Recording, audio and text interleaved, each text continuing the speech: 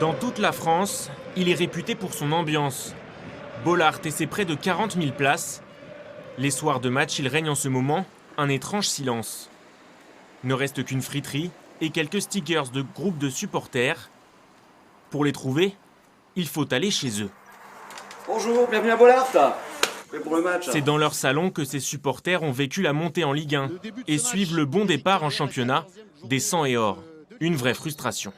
Lorsqu'on arrive au stade, et les vrais supporters comprendront, on hume l'ambiance, il y a une atmosphère particulière, on trouve ses amis, on sent la pression du public aussi lors d'un match.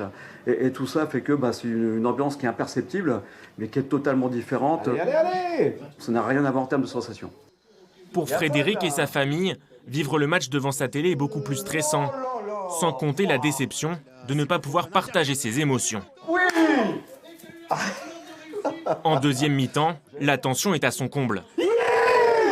Chez Jonathan et Laurent, le Racing est une religion. En temps normal, ils vivent les 90 minutes de match debout, en tribune Marek, la tribune la plus active. C'est même plus que frustrant même.